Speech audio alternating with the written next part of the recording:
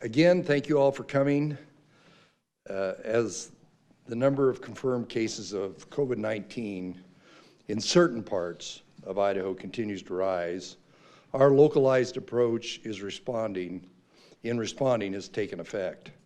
I support the mayors and local public health officials across the state who are making tough decisions to protect citizens and preserve healthcare capacity. We want our students back in school at the end of the summer. We want our economy to rebound as quickly as possible. Our personal actions are the single most important thing we can do to make this happen. Over the past 2 weeks, Idaho did not meet the criteria to advance past our final stage of the Idaho Rebounds Plan. We will remain in stage 4 for at least another 2 weeks. I'll let Dr. Chris Hahn, our state epidemiologist, explain the details in a bit. The last several months have presented extraordinary challenges for Idaho students, educators, staff, and parents. I want to express my sincere thanks to our educators, school staff for continuing to serve our children. I want to thank the parents for doing everything they can to support their children during these challenging times. These extraordinary circumstances have further reinforced the important role our schools play in supporting families, communities, and our larger economy. The Idaho Constitution clearly outlines our duty to establish a thorough and uniform system of schools in Idaho. The pandemic has tested our ability to meet this obligation to Idaho's youngest citizens. The abrupt closure of school in the spring disrupted our ability to prepare our children. In the fall, I expect Idaho schools to safely reopen for in-person education. Despite the incredible advances in digital learning, you can never replace the value and impact of in-person interaction with a professional, dedicated teacher. The expectation is that schools will not be closed for extended periods of time. Before COVID-19, too many Idaho students faced a significant achievement gap and ongoing risk to their mental and social well-being. The pandemic has exacerbated this gap and poses a potential ongoing disruption to our state's momentum in many different fronts, from early literacy to college and career readiness and students' overall well-being. It's imperative the students return to their classrooms and interact directly with their teachers and classmates at the end of the summer. But we also must make sure this can happen safely. The decisions about school operations will be made locally, but today we're making a statewide framework available to school districts to guide them in their decisions. Local public health districts and school administrators will remain in close contact as we move forward in order to ensure a safe learning environment. At the state level, we'll be closely watching why school districts and charter schools develop and refine their own fall reopening plans in the coming weeks. We do know that the 2021 school year will not look the same as previous years. Our schools must be flexible in delivering different kinds of learning. The Idaho Back to School framework is not overly prescriptive, but it does set expectations for the fall, provide support for local governance and decision-making, and offer guidance and best practices on key operational components of reopening. This is a balancing act for schools, meeting the needs of our students while navigating public health challenges. I want to thank the K-12 stakeholders who assisted in the effort. Debbie Critchfield for chairing the committee, the staff of the State Board of Education, Superintendent Ibarra, and her staff at the State Department of Education for working to put this framework together. We also have a committee chaired by State Board of Education member Kurt Liebeck, working on our efforts to bridge the digital divide and deliver greater blended learning opportunities. We've already deployed resources toward the reopening of schools in the fall. We've approved $30 million to help address the digital divide and deliver blended learning. The State Board of Education has dedicated 10% of the elementary and secondary schools emergency relief fund toward reopening in the fall. The board and the State Department of Education are working on the average daily attended issue, as we expect more blended learning delivery in many schools this fall. This framework is an initial step, and there's going to be a lot of work, especially at the district and charter level, to reopen schools in the fall for in-person instruction. I want to reiterate that we cannot succeed in rebounding our economy and safely send children back to school if we do not individually and collectively take steps now to slow the spread of coronavirus in our communities. You know the drill. Wear a protective face covering in public.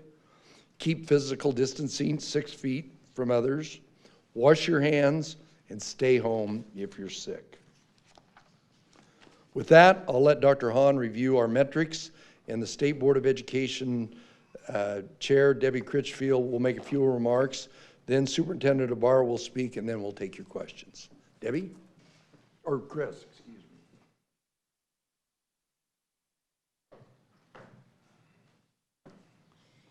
Thank you. So I know we have a technical problem this morning, so we will only be able to view this screen. Apologize if that's hard for people to view, but this is all going to be posted to our website as well. First of all, I want to remind everybody that we do have additional information available on the website, and that is really important information that we look at as well. And most recently, we've added the number of persons in the hospital on every day, and I hope that is helpful to you all. We've been very happy to now be able to have good, robust data on the number of people in the hospital and the number of people in intensive care, which is a very important indicator that was not available when we created the metrics, but we've talked about whether going forward we might adjust our metrics and start including this information formally into our metrics process. But rest assured, we look at that. We are very aware of the rising rates.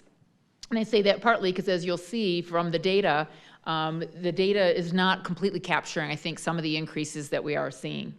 So first of all, as far as what we're calling our epidemiologic criteria, if you look at the last 2 weeks, we have seen a rise in cases. This graph doesn't look nearly as dramatic as what you'll see on the website because the rise occurred prior to the time frame shown in here, but you can see that we are continuing to see more cases. Secondly, on the bottom half of the graph, you can see that our percent positivity has been rising as well. We are doing more testing. The good news is that we are very glad to see that our testing rose from about 10,000 tests per week done in early January to over 18,000 tests reported for the week prior to last, and over 15,000 reported for last week. So we are seeing an improvement in testing. That said, our percent positivity is well over 5%. We're now at about 10.8%. So we failed this metric, if you will. Things are not going in the right direction as far as our percent positivity. Next, if you look at our what we call syndromic criteria, so these are people coming into the emergency department with a syndrome or a bunch of symptoms that could be COVID. And we look at this data because we want to see, number one, the burden on the hospitals in their emergency departments, but also an indication of who, not just how many cases there are. Many cases are mildly ill. These are people who are sick enough that they're showing up in the emergency department. And you can see on the top graph there that we have seen an increase in the number of people coming in to the emergency department.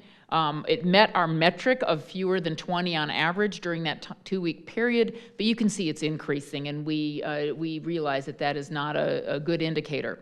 It is not a good indicator, meaning it is not showing us fully the trend and the way things are going, which is generally up.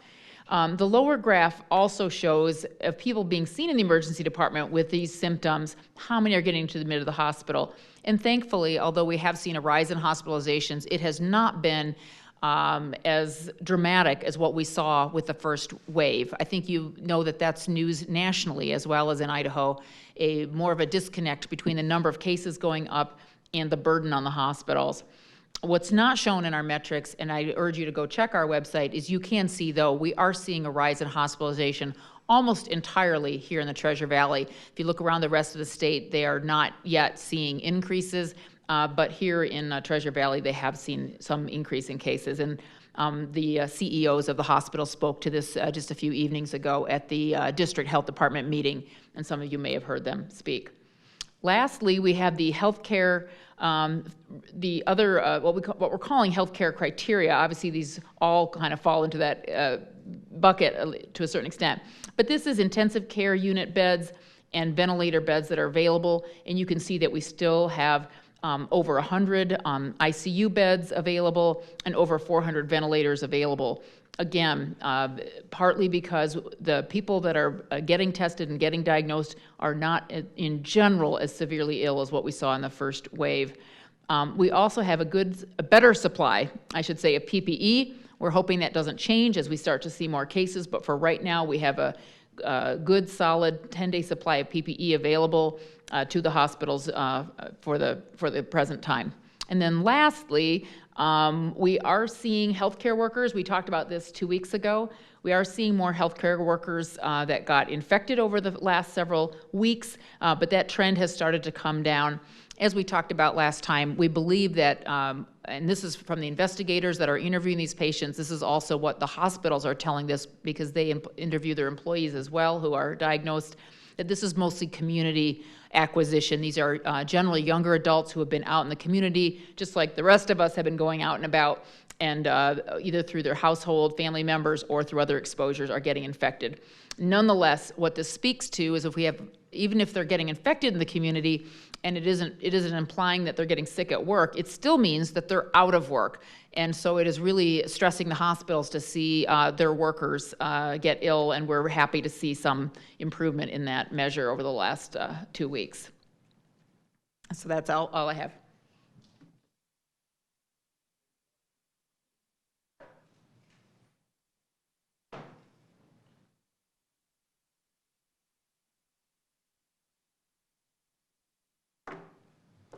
First of all, I want to express my appreciation in the confidence and support that the governor has given me and his reopening committee. As he stated at the outset, his priority is to get schools back into session and help support local boards' ability to do that. And to that end, we have had a number of representatives from all aspects of education that have rapidly been working over the last 6 weeks to develop some guidelines and a framework whereby we can support local governance as they make these decisions.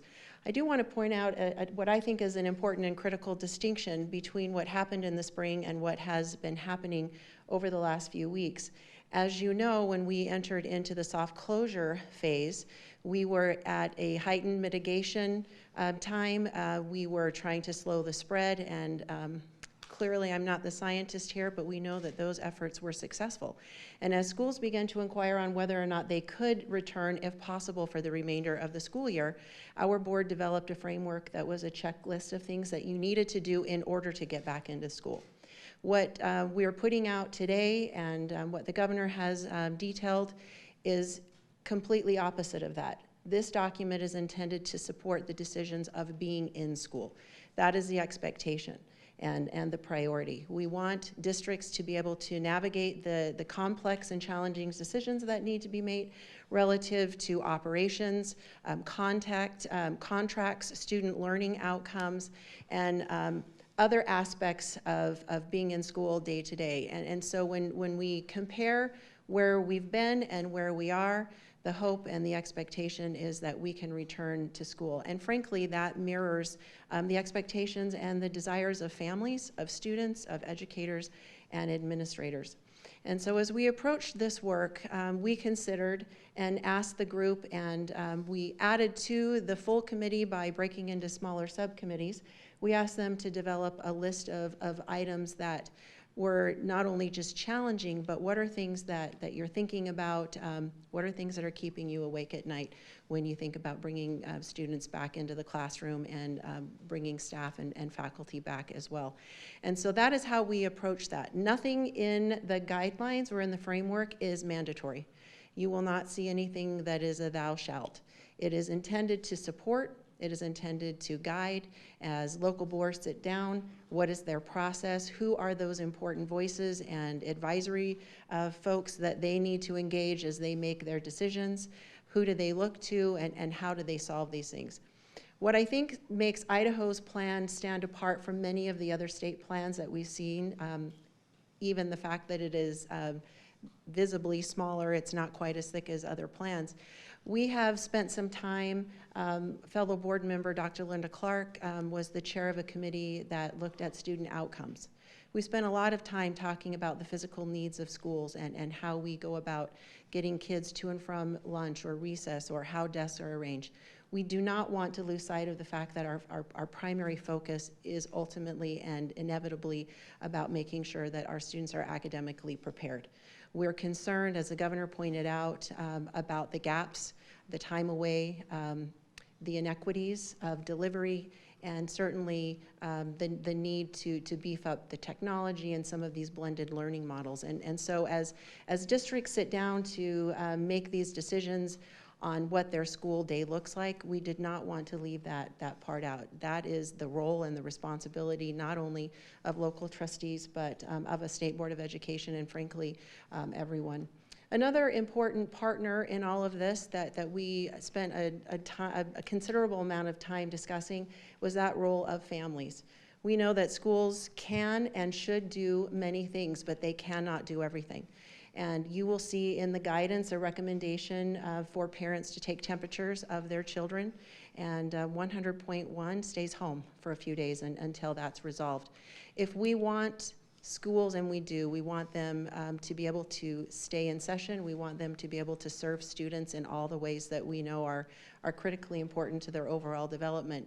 We absolutely have to ask families to be a part of this, that they are also aware, and that it may be a couple days out of school for your student. Schools will work with you. They will do all that they can, but ultimately that serves the greater good.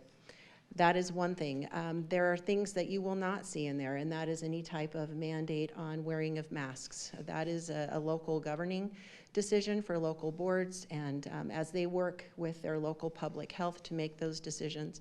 And so you will, as you look through that, you will be able to see what's there and what's not. It's not a document that's there to give legal advice, and it certainly is not an exhaustive blueprint of every eventuality that may occur. We don't know what things will be like, certainly even a few weeks or a few months from now. But we do believe that this is a solid foundation whereby local boards and superintendents getting together with their community expectations can outline their own plans, communicate them with their patrons, families, students on how they expect to, one, educate their child, and two, protect their safety. And I probably should list them both as ones, because they are both priorities, and they are certainly not mutually exclusive. And so as we get this document out, we anticipate that boards who have been developing their own plans and working through some of these issues, we have encouraged them to do that in the process. This was not a wait until the state board tells you how to do this.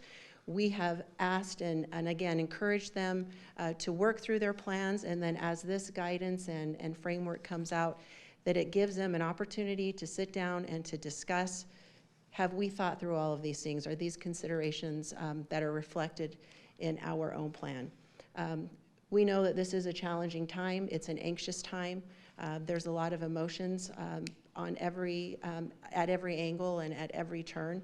But we are confident in the resiliency of our educators here in Idaho, in their dedication and all of our commitment to serving students.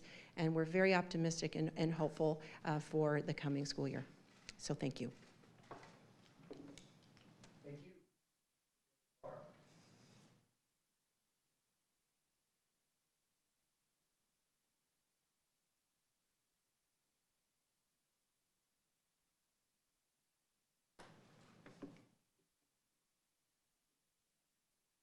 Thank you, Governor Little, for your leadership to our great state during this challenging time. Like many Idahoans, I share a longing for our students to go back to school safely.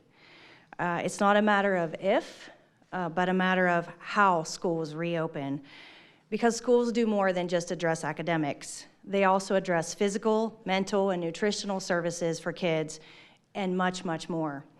But as a mom and an educator and the wife of a first responder, the health and safety of our students, staff, and the community is our top priority until this pandemic is behind us. That's why my staff worked closely with the Office of Emergency Management to deliver masks and over 2,000 gallons of free donated hand sanitizer around the state, and there will be more to come. Quick thank you to General Ritchie and his staff at the Office of Emergency Management for helping us organize that. And we know more now than we did when schools first closed, as you heard earlier. And I must say, in all of my training to be a superintendent, this certainly was not found in any manual or any class that I took. That's why the guidance that the governor announced today for reopening our schools is so important in tackling these extraordinary issues we are facing. We know that every community is unique and that there is no one-size-fits-all approach. Because when schools open this fall, communities will be in different stages of the pandemic. That's why local control here is so important. It's not going to look the same in Prairie as it does in Coeur d'Alene or Nampa. So I fully support the direction that you just heard my fellow board members state about local communities and school districts deciding how and when to reopen. And what the governor has announced today is informed guidance, recommendations, and best practices so that local school boards and their communities can make the best decisions for their students, educators, and communities. The folks who worked on this guidance, such as teachers, administrators, and folks from public health, deserve a huge heartfelt thank you as they spent countless hours on Zoom meetings, studying the health and safety issues and working together to bring forward guidelines that help facilitate the reopening of Idaho's schools. Already, school districts and charter schools are working with their parents and their patrons and are considering a variety of options for reopening that include social distancing through split or rotating schedules, phased-in openings, online and blended learning, and traditional instruction as well. The key to success this fall will be that parents and students have choices and options for their learning based on what's best for their situation and in their communities, because every single community in Idaho will look different. That's why I've been a huge proponent of making sure we have choices for parents, and that includes remote or online learning options for those who may not feel comfortable sending their student back this fall. This remote or online learning path and push that my staff and I have been discussing since the pandemic started will be the key to the unprecedented times for education in Idaho that we're facing, especially for those kids who had learning gaps before this all started, like our students of poverty and our English language learners and other at-risk populations.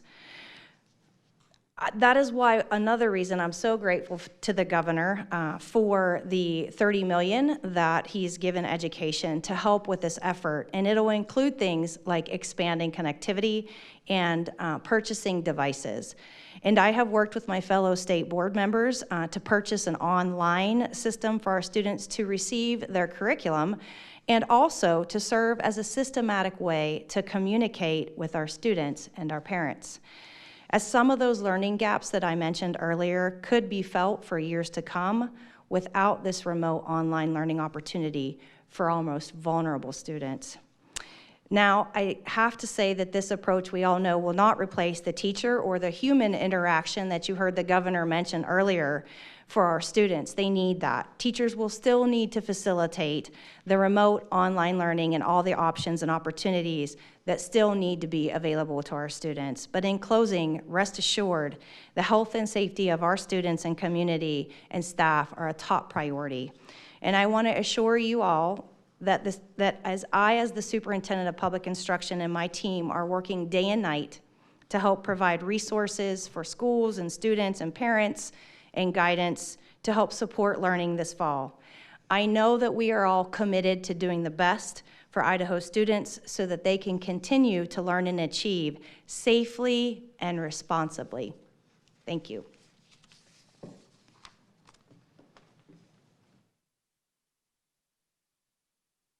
Okay, who's first?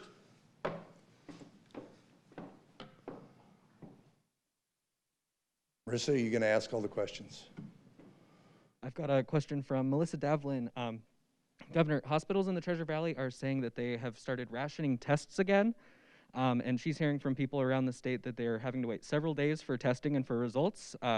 What specifically is being done at the state level to increase capacity to meet the surge in testing demand as we see more cases? Well, and I'll let Dr. Hahn finish up on it, but our statewide average goes up and down depending upon what the demand is. It wasn't very long ago where some of the providers that were doing testing were shutting down. None of us desired, none of us thought this was going to happen, this incredible surge we've got in numbers that kept us from advancing as we have right now. The testing task force is meeting today, I think, and I'll let Dr. Hahn talk about it. You know, this is a dynamic process, this whole testing. You know, there's new testing coming out. There's different sources of testing. There's changes in the inventory, whether it be the reagents or whether it be the swabs. All of these play into that. But you know, the big surge that we had in numbers and awareness of people that want to go test it has come way up. And I'll let Chris talk about it.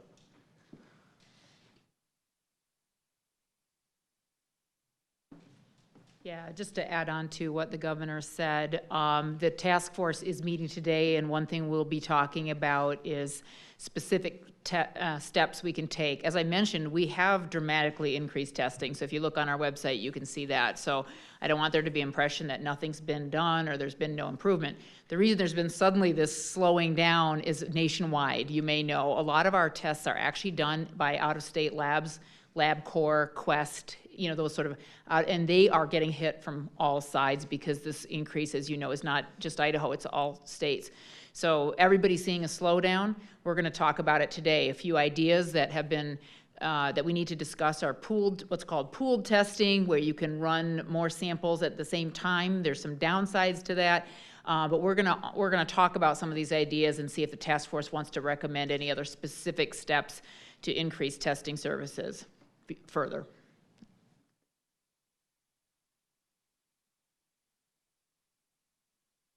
Governor Little, we have several questions from CBS 2's news director, Ryan Haas. Governor Little, what message do you have to Idahoans who aren't wearing masks? Wear your mask. Next question. What message do you have to the families of family members who have lost family members? Well, I mean, that's, you know, our one's too many. Our fatality rate is something that we're very concerned about. We do know from the statistics that we've got that it's mainly in the at-risk population, that the demographics of the people that have passed away is in that older, more susceptible population. But I want to urge everyone that all these practices that we're talking about are there to keep the general population levels down so it doesn't get into either a long-term care facility, into a facility where there's older people and expose those other people. But that's why distancing, masks, all those are essential. But we know who the at-risk population is. But occasionally, and we see this in other states, and it's kind of where we are, that age, the people that are more dramatically affected, and I know a few of them. I know some of these very robust, healthy people that are still suffering the ravages of reduced lung capacity, all kinds of complications. So we need your help collectively at getting that message out that some of these people that think they're bulletproof may have a rude awakening at some point in time. Are you working on any additional financial relief plans for struggling businesses and families? There's actually, we've got a lot of programs that are out there that are still available, whether it be individual entrepreneurs or businesses. And then one of the things that the CFAC committee, the Coronavirus Advisory Group Committee, I knew it was C something, to make some of the funds that are available to local government, make them available to some of those businesses that are more impacted. What about churches? Do you have any look forward for churches, what Well, they should be doing? well, some of the faith-based groups avail themselves to the PPP program, which is an SBA program that the state has no control over. So those nonprofits were in those groups. And there's some of that PPP money that's still available. So besides all the things you just mentioned, Governor, what's it going to take to get Idaho back on track?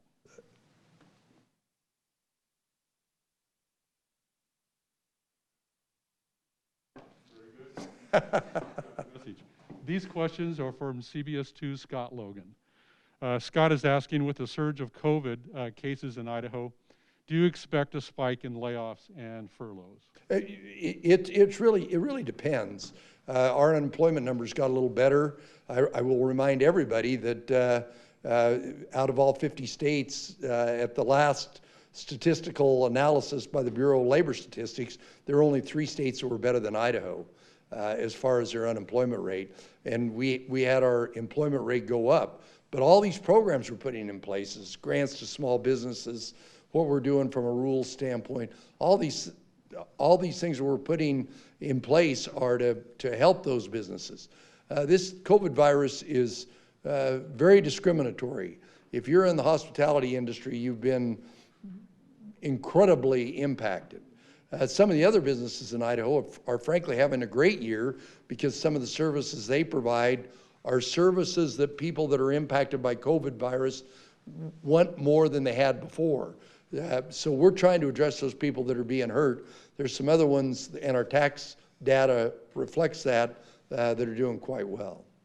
And he's asking also, do you believe the Department of Labor is in a better position now with those things that you've been doing to help Idahoans? By logarithmically. We are, next week we expect to have the entire backlog caught up because of a lot of the things we put in place at the Department of Labor.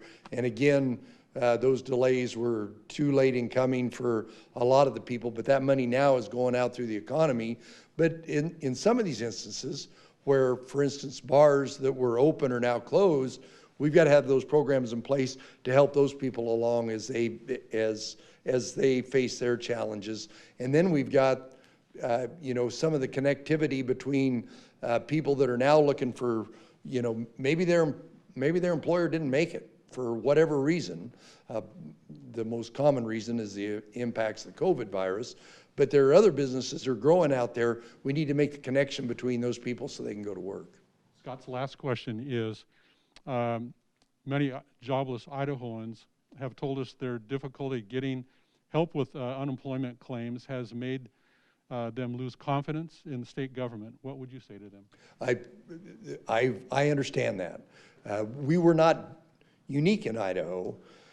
And of course, as we found out as we worked through the unemployment issue, a lot of what slowed things down, a lot of the friction on the system was organized by mobs, by professional cyber criminals that were trying to get into our system and filing fraudulent claims.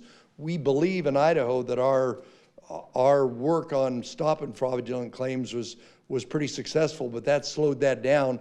But there are only a few states that really had robust systems in place to sort out those fraud claims. We will implement that going forward. Hi, Jessica Taylor, Idaho News 6. My question is, who has the authority to shut down schools, and how big of a role will the local health districts play in that decision? Well, if I had the cover page of the Idaho Back to School plan, it specifically talks about kind of a ladder of who has authority. And for the most part, the shutting down of schools should be done with the school board in conjunction with the health district. The health district has that authority, as does the director of the Department of Health and Welfare. Did I miss anything, Debbie or Sherry? Okay. Clark. Yeah, Governor, thanks for doing this. I just wanted to ask about the message of coming out here, encouraging schools to open in the fall amid the pandemic. Really just a couple of days removed from a record number of single-day new cases, depending on where you live. We've got businesses closed, bars closed, gymnasiums closed. And where our two largest school districts are in Ada County here, I've heard our health officials use words beyond minimal to moderate to describe the spread of the virus here. So are you in fact would you encourage Boise schools to open if Yes. opening day was Monday? If it was Monday? Well, it's not. But can they open? You can write a hypothetical that I can say, but given what we know, look, probably the best example in the state was Blaine County at the onset. What happened in Blaine County? You know, that was one district. There was absolutely no question. The health districts, the elected officials, the school boards, us, we all agreed on it. And of course, Blaine County has had a little bit of a spike later, but you know, things change over time. I will tell you that if we all do the right things and modify behavior, that both those school districts should open. Now, they might have different practices, but I would add on to what you heard from both the superintendent and the chairman of the board. Even buildings are different. You can have the same school district where one building, whether it's exits, entrances, class size, common areas, and that's why we're trying to get this out to work with the school districts, because even school districts or school buildings are different.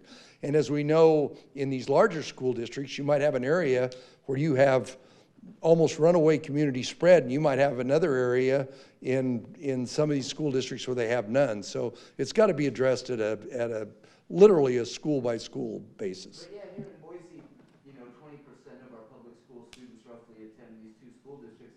Is it safe to go back now, and would it be safe for older staff members, for particularly adults? Even in some of these other areas, if you have immune-compromised teachers, there's language that addresses that. We'll address that on a. It's not conducive anywhere, but particularly in a state as diverse as we are in Idaho, to put a one-size-fits-all. This document offers the flexibility, offers the guidance, offers the best practices, and now we've got time between now and when kids go back to work for the department, for the board, for the local school district to all work together to come up with a solution. But I don't want the message to be we're not going back to school. Yes.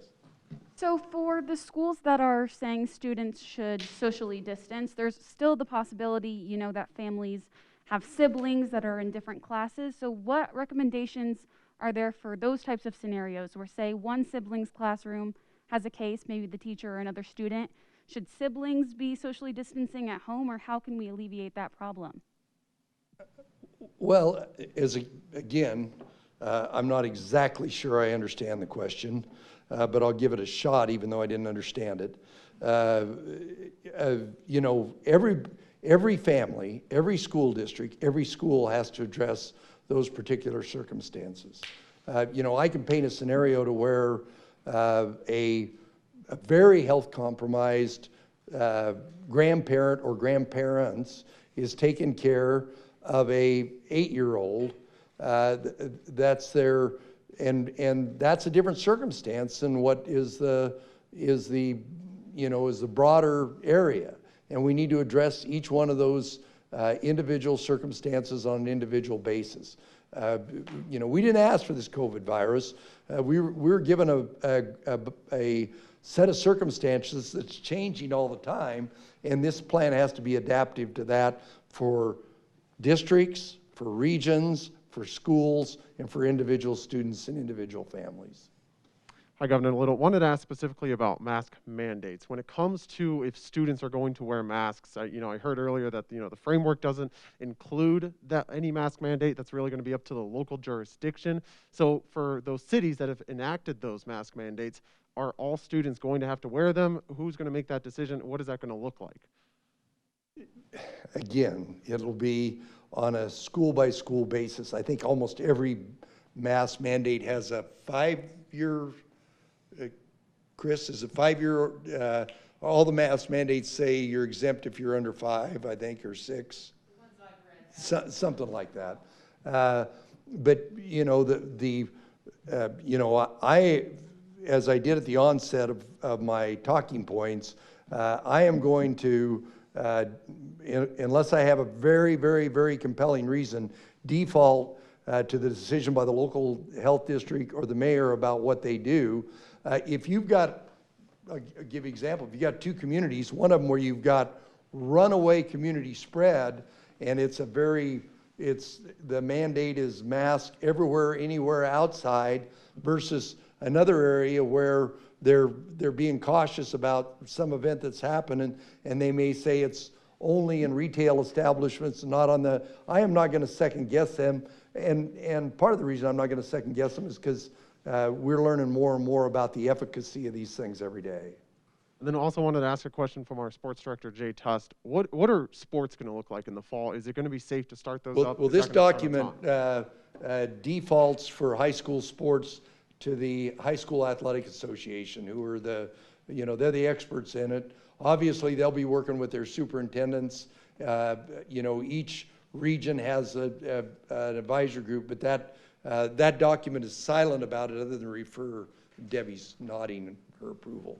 I'm glad I read it. Hey, Keith, I'm sorry. Oh, okay. as the state's decided to reopen hair salons, that was decided by public health officials. As we decided to reopen restaurants, that was decided by public health officials. Why are schools being left to school boards and not public health officials? Well, the state, now there was and I'll actually let Debbie come up here in a minute, but the state didn't close any of the schools.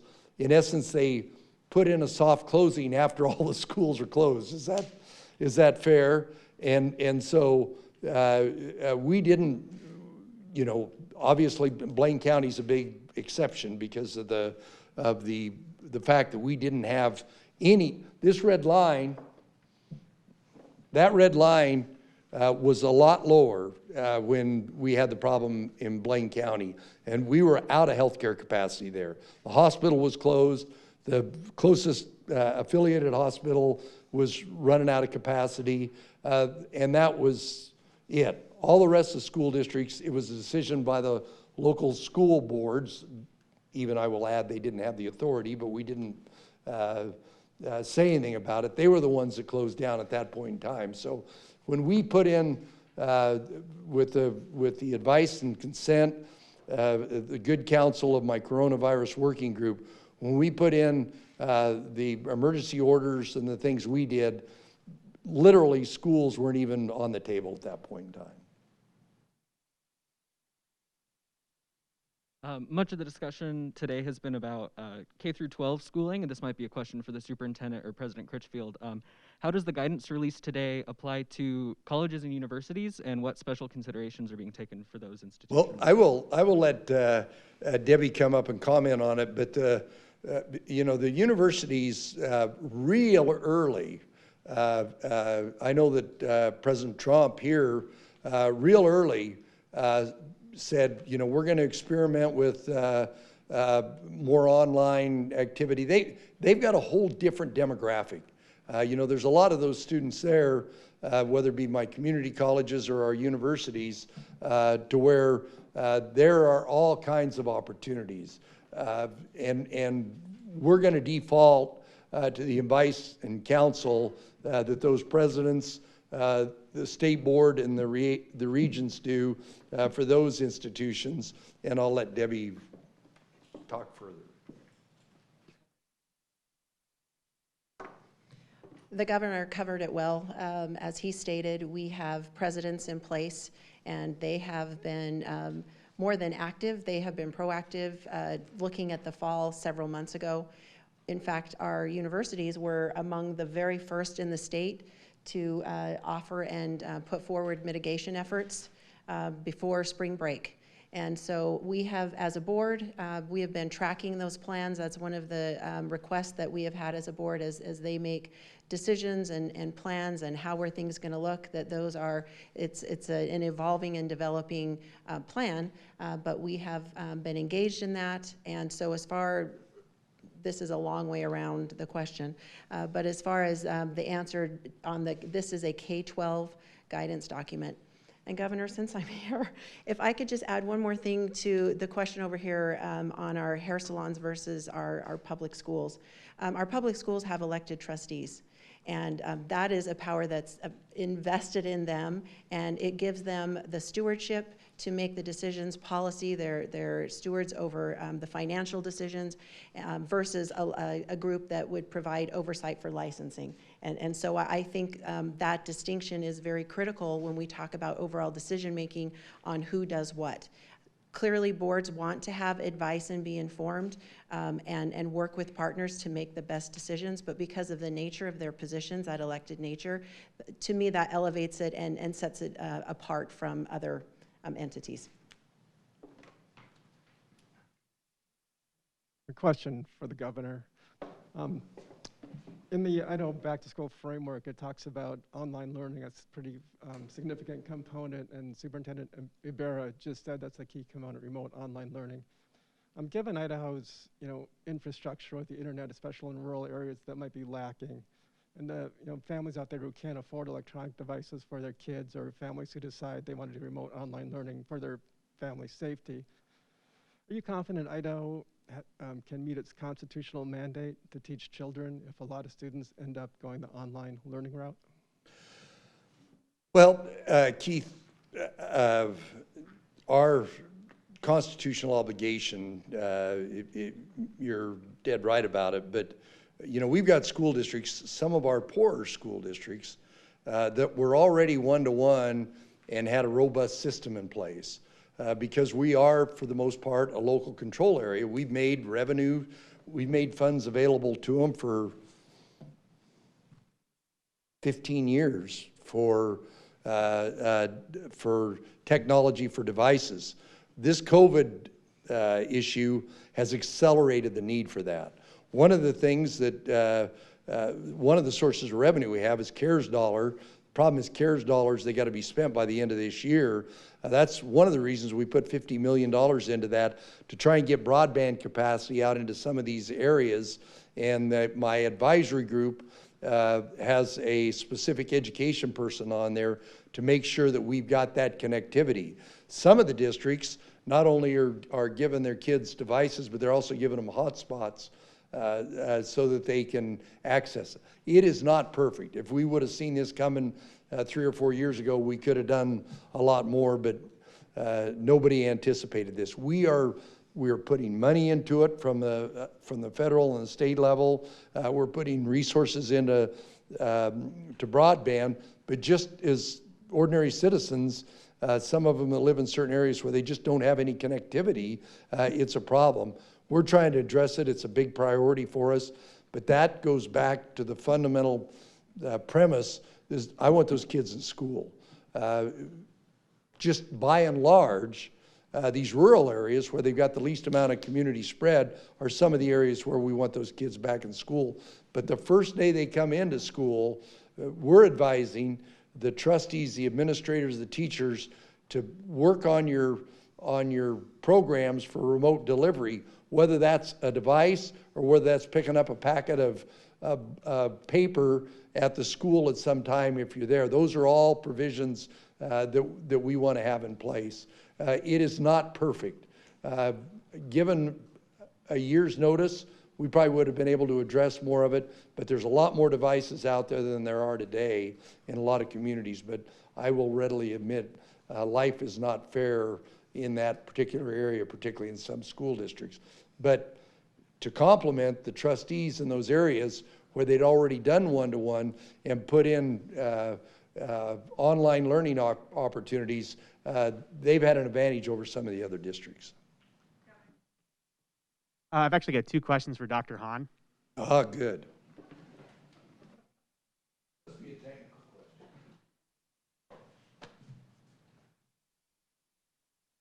question.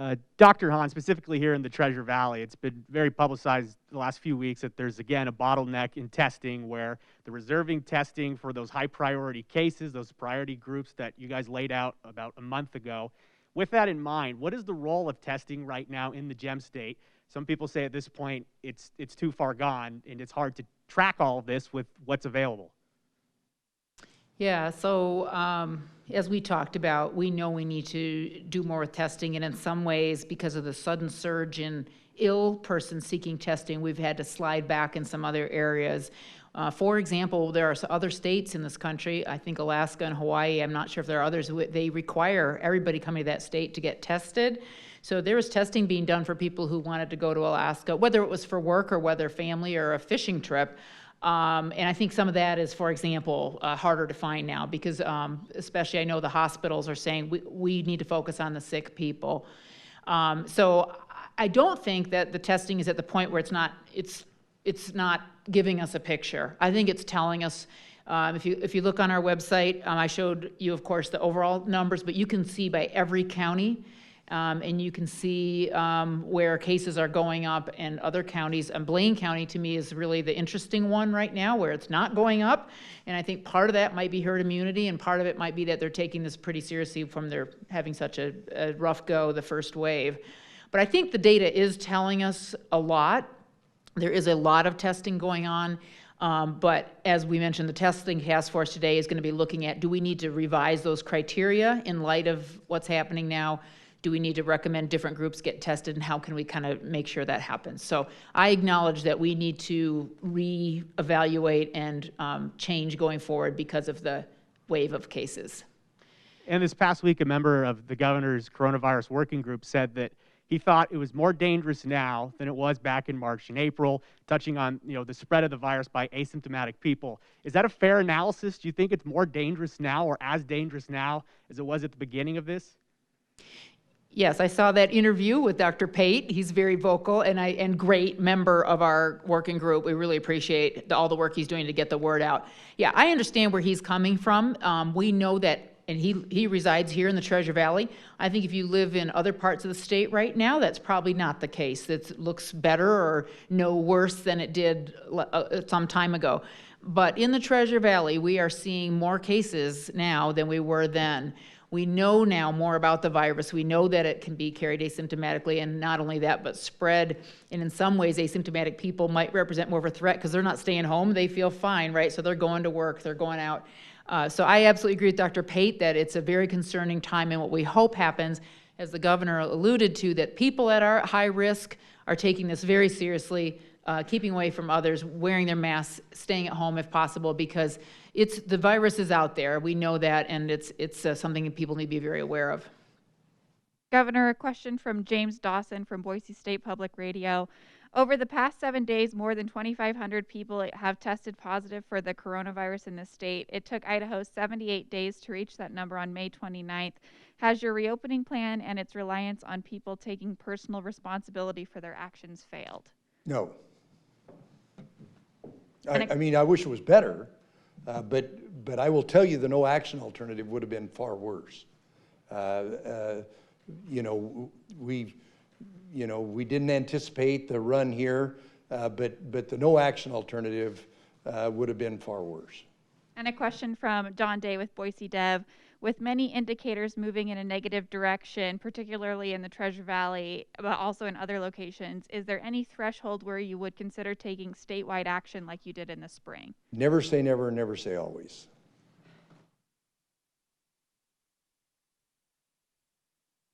Another question from our Melissa Davlin. As we've acknowledged, you've turned over the reopening control to local health districts and to officials. But right now we're seeing highest rates of infection in, for example, the Magic Valley, Canyon County, Washington County. A lot of those high rates of infections are in communities where the health districts haven't taken any additional steps beyond the state reopening plan. Is there, I know you kind of just answered it with Don's question, but is there a circumstance or a specific trigger that would make you or the Department of Health and Welfare step in? Never say never, never say always. That's my answer to all the rest of the questions. End of press conference. No, I'm kidding. Governor, another question from CBS 2, Scott Logan. He's asking. I thought he'd done his limit. I did too. This is a good question. Oh, good, finally. So businesses are being hit really hard, individuals are. Do you feel Idaho and other states need more stimulus money from Congress? I know that my fellow governors, you know, we're going to announce tomorrow, I think, Marissa, we're going to announce tomorrow tomorrow or Monday, the final year in. Most of my fellow governors have way more significant problems than we do here in Idaho. You know, everyone in this room and everyone in Idaho is a federal taxpayer.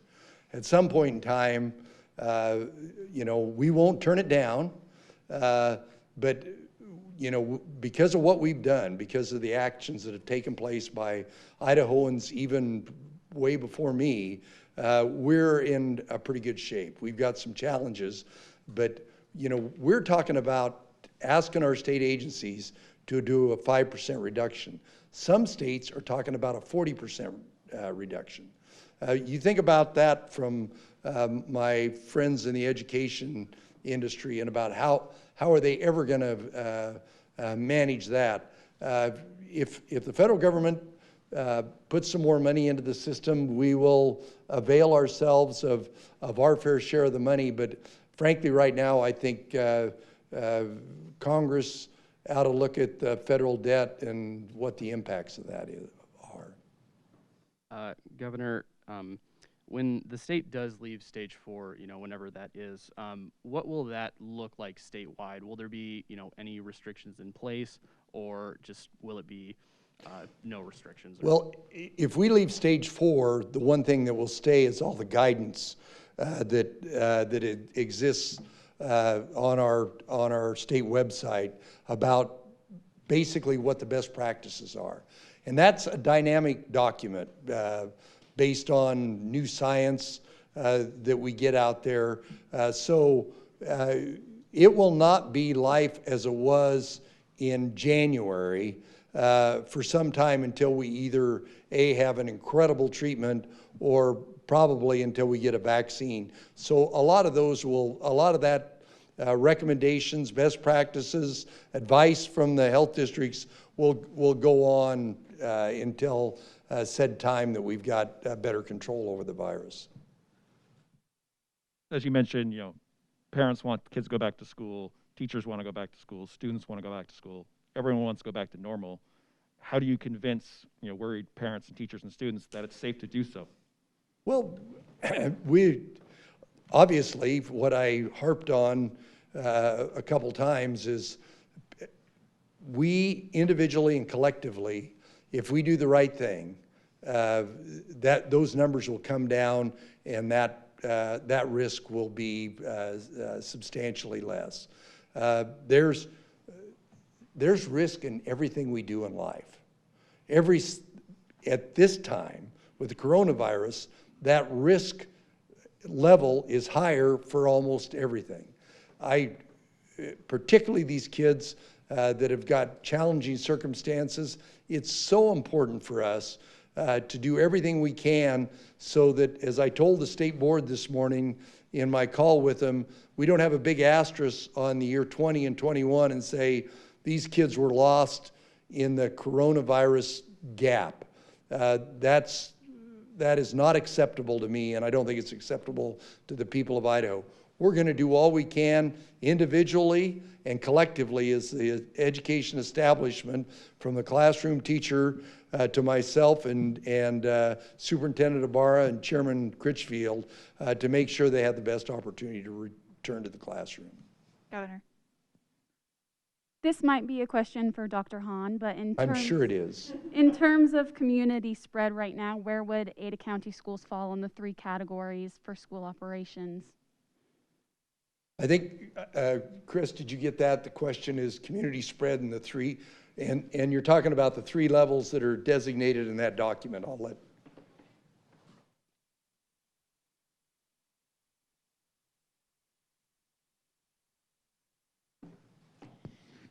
Yeah, thank you. So the levels outlined in the document, as you know, are just being made public. That determination will be made by the local public health district, and they'll work with the school so they can take action. You know, we know that we have a lot of disease in the community right now, and it wouldn't surprise me if we're either in the moderate or substantial, certainly not in minimal or none. But that really will be the local public health district that'll make that call based on the data they have on hand. Gotcha. And then I have one question for you actually as well. Hospital leaders have said that treatment has changed to high flow oxygen instead of ventilators. So why are we still using ventilators as that measurement? Sure, yes. As I alluded to, those metrics, we've just been talking about tinkering with them, and that's exactly one of the things we'd like to change. Ventilators are still important. There are patients in Idaho right now with COVID on ventilators. It's not like they're not relevant, but they're not as important as they used to be. So we'd like to focus more on just how many people are in the hospital, how many people are in intensive care, whether or not they're on a ventilator. So that's exactly why we're talking about changing. Dr. Hunt, stay up there. Okay. Yeah, Dr. Hunt, wanted to ask specifically, you know, when the state reports a new death, you know, yesterday we saw 4 of them, 3 in Canyon County, 1 in Washington County. What is the delay in actually reporting those deaths? Sure. So it can vary. When someone dies, if they're at home or if they're in a facility, it may be a coroner or a physician or provider that does that death certificate. They have a certain amount of time to file that death certificate. And then the public health district investigates and makes sure that this is indeed a confirmed case of COVID. We don't want to report statistics before we're sure that they're correct. So there's a little bit of lag there, sometimes just making sure that the report has been received and that we can confirm it. We want to make sure that we're not doing 2 different things where an epidemiologist says, oh, I don't think that person died of that. And so we reconcile, working with the local health department and with the vital statistics department to make sure that we're all on the same page. And then my next question is for the governor, actually. Perfect.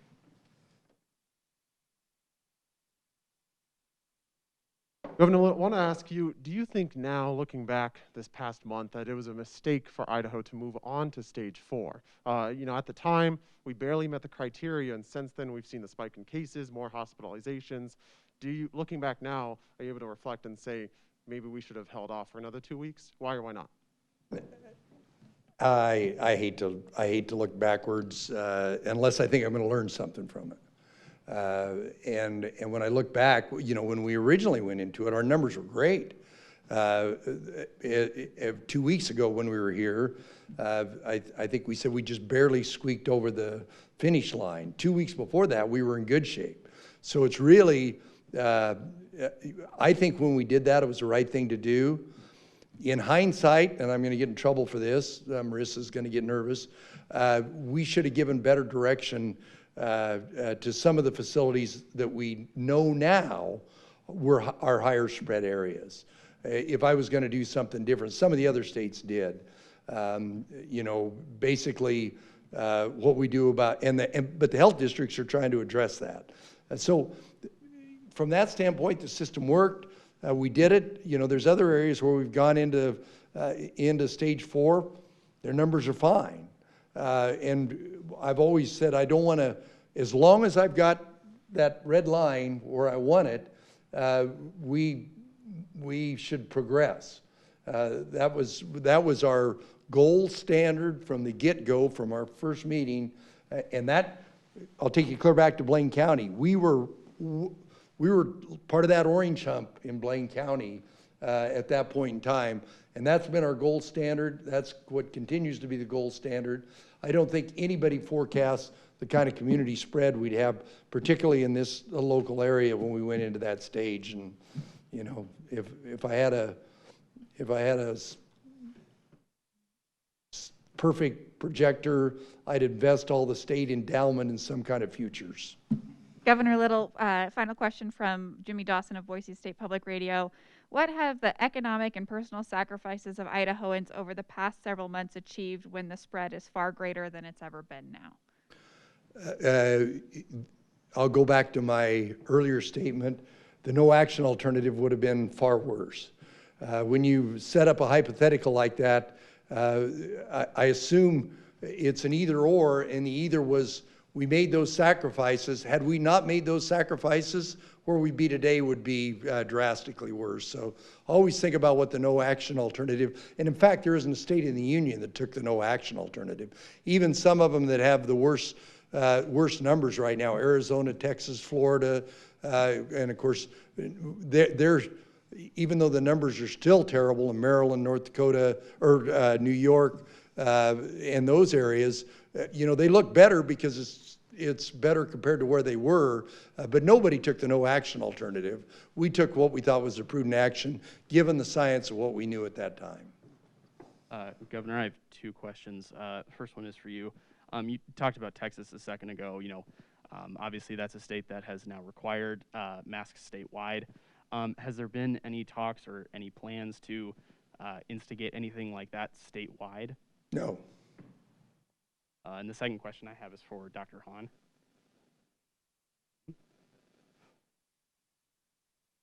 I guess, could you explain a little bit more? Oh, for Dr. Hahn, okay. Yeah. Those darn masks, I can't understand them. Sorry.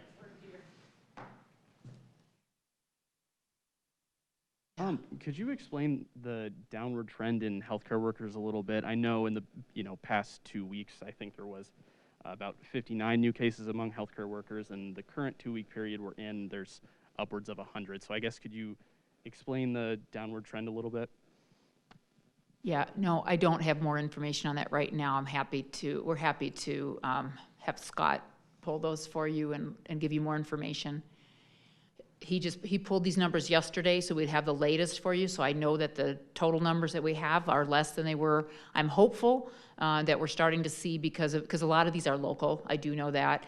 We're hopeful that some of the actions that the district health department took are starting to be felt in that community. A group that should be highly educated about how to protect themselves, and I'm hoping that they're taking that seriously and that we're starting to see a decrease. But I don't have any more details on that for you right now, but we're happy to get that for you.